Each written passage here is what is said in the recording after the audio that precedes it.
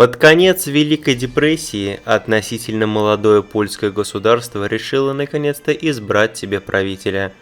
В Восточной Польше было много недовольных крестьян, решивших, что Западная Беларусь и Украина не могут принадлежать польскому государству. Был собран регентский совет по этому поводу и поставлено условие: кто устранит волнения на востоке Польши, того и изберут новым королем. Источник: польская летопись 1936 года. Новая аграрная реформа была предложена Карлом Альбрехтом I, наследником Габсбургской семьи. Совет принял реформу, и волнения спали. После прогремевшей на всю Европу гражданской войны в Германии и Британии, Карл решил восстановить Галицкий сейм, и в Чехословакии произошли реформы. Королевство Венгрии, опасаясь войны с Польшей, решило заключить с Италией Римский пакт, в который также вошла и Австрия.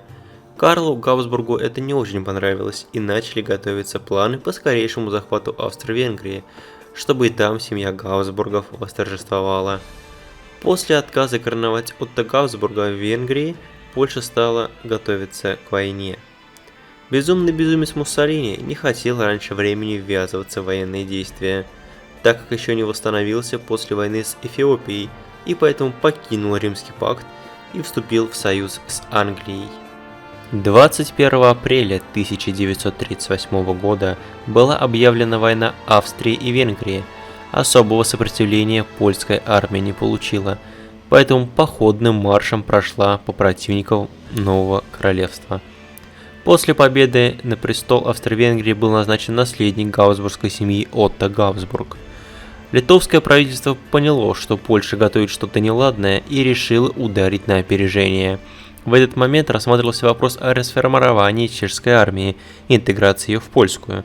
Вопрос был мгновенно закрыт, и польское войско, сражавшееся в Венгрии, было дислоцировано в Литву.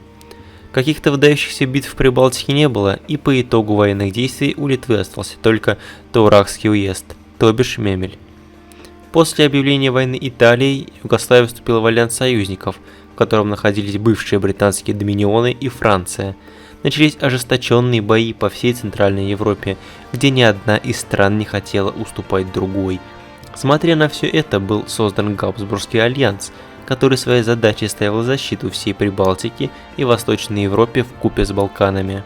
Также над Европой стала надвигаться красная угроза со стороны Советского Союза. Альянс Габсбургов был расширен Прибалтикой, и уже велись переговоры с скандинавскими странами. В ноябре 1939 Россия объявила войну Эстонии и гарантирующей ей независимость Германии, на престол в которой взошел Вильгельм II. От переговоров по вступлению в альянс сразу же отказались все скандинавские страны, кроме Финляндии, которая приняла бой против России. Польша же вступила в войну только под конец февраля 40-го. С помощью немецких войск Советов удалось очень быстро откинуть Центральную Россию. Сам Карл Альбрехт вел войска Польского королевства на Москву. Уже в июне была взята Москва, но правительство Советского Союза уже давно эвакуировало Севастополь, утешая себя тем, что крымские укрепления поляки не прорвут. Тем временем Карл Габсбург приказал войти в Крым через Керчь, и Советы, не ожидая такого, поспешно эвакуировали свое правительство во Владивосток, подальше от Европы. Тем временем старый дед Вильгельм совсем поехал кукухой и стал объявлять войну своим соседям Англии, Бельгии и другим странам.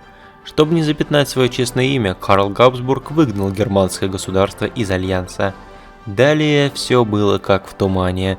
В январе 41-го был отравлен король Карл Альбрехт Габсбург, после чего впал в кому. Войну нужно было продолжать. Дикий дед совсем отбился от рук и начал нападать на скандинавов. После капитуляции Совковского союза было принято решение в Лиге наций упразднить германского лидера. Вместо Польши на заседании присутствовало несколько генералов, которые согласились и выдвинули план действий. После этого германский лидер был уничтожен, а Бавария досталась Австро-Венгрии и Габсбургскому альянсу в качестве даров за помощь. Также, среди прочего, Польша вступила в войну против Британии и успешно захватила Палестину, о чем свидетельствуют записи и военная хроника с места событий, а также полученное достижение. В августе 1945-го король Карл Альбрехт Габсбург I, не выходя из комы, скончался. Институты воздушной авиации к этому времени изучили усовершенствованный ракетный двигатель. Ученые были удостоены Нобелевской премии. На престол Габсбургского королевства взошел Отто Габсбург. Впрочем, это уже совсем другая история.